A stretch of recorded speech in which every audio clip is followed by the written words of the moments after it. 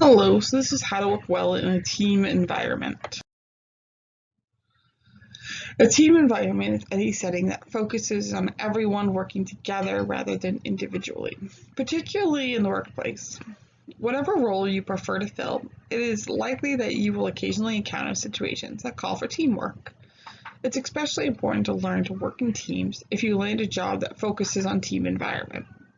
You'll need to learn how to communicate well in meetings, work together in projects, and be professional in the workplace. And in fact, you'll likely need these skills in any office you work in. Section 1, communicating well in meetings. Let everyone contribute to the discussion. When you're meeting together, it's important that everyone has a chance to speak. Try not to cut off your peers, and if you notice other people getting cut off, speak up and let each person have their say. For example, you could say, "Sorry, Rob, I'm not sure John was through. Do you have something else to say, John?" To listen well. In addition, it's important to actually hear what your peers are saying. Often you will be thinking hard about the project and want to jump in and with what you have to say. However, in that time you spent thinking, you haven't heard what someone else is saying. Make sure you take time to hear each other out, as otherwise you'll never be on the same page. If you find your mind drifting on an idea, jot a quick note down, then refocus on what other people are saying. Remember to make eye contact with the person who is speaking and lean in towards him or her. Put away things that might distract you as well, such as your cell phone or laptop. You can also try nodding your head while the person is talking to show the person that you are listening. Avoid interrupting the person while he or she is speaking. Wait until he or she is finished to ask questions or make comments. 3, don't shut down ideas. You may be set on one idea. In fact, you may think that it is the only way to work through a situation your team is facing or a problem you're working on. However, you can't just shut down other people's ideas. For one, it will keep them from wanting to speak up later. More importantly, someone may have a better idea if you give it a chance to develop. Sometimes an idea can sound outrageous at first, and you'll want to reject it immediately. It may take you a little while to warm up to the idea and see that it could actually work, particularly if it's out of the box. Ask more questions about the idea to better understand the logistics. Even if the idea doesn't work, it could be a springboard for other ideas. For drawing the handouts, you'll likely find that there's someone on your team who doesn't quite know how to work well on a team. They may be shy or they may have never been taught how to work with others. If that's the case, try to draw them out. Invite them to speak out when they're quiet in group meetings, ask them questions to get them talking. In addition, figure out what they're good at and then propose that they work on certain tasks to play to their skills.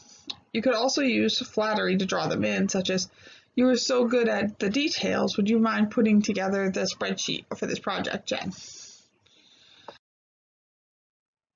Section 2, working on projects together.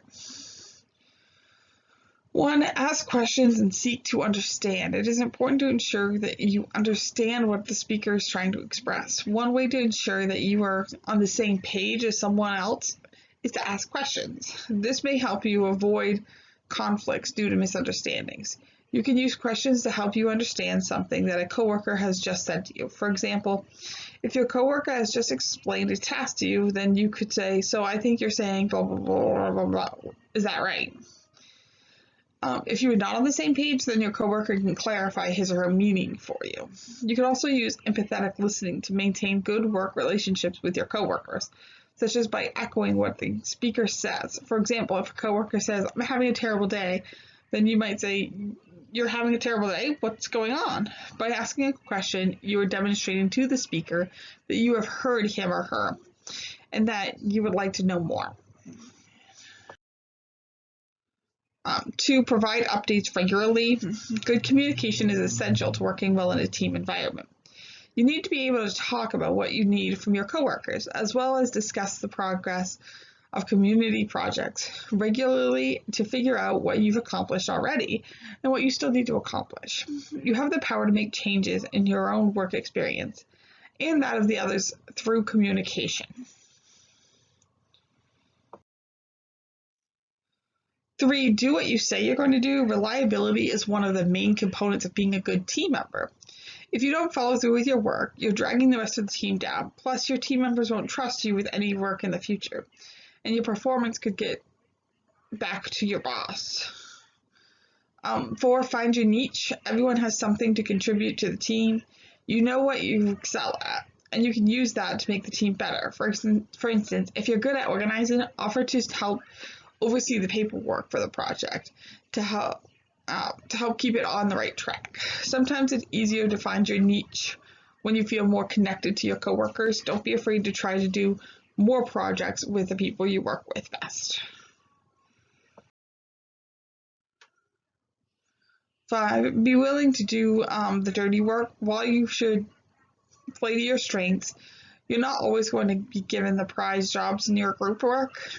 No matter what task you're working on together, everyone is going to need to do some of the grunt work. Be willing to dig in and do what needs to be done. 6, don't criticize a method just to criticize it. That is, if someone does something a way you wouldn't do it, analyze the situation before you jump in to fix it.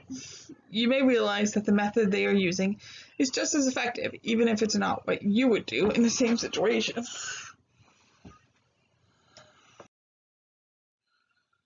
Section 3, being professional. So 1, be respectful. Of course, you're not always going to like everyone you work with, and you certainly aren't required to like them. However, it is important to treat the people in your workplace with respect and professionalism. 2, take the time you need. Sometimes you may want to rush to get certain things done. However, in a team environment, that can lead to mistakes or an ineffective work process because you're not taking the time to work with other people or communicate what you're getting done.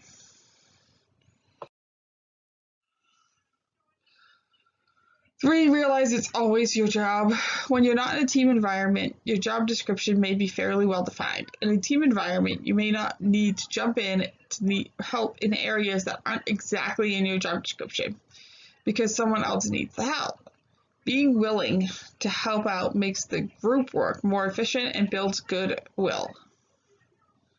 In addition, jumping in when you see a need looks good to your boss, earning you brownie points, which is never a bad thing.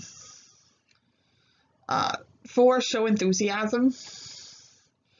If you're excited, you'll get others excited when you're working together. Yeah, that excitement can lead to better results as you're all motivated to do your best on the projects you're working on.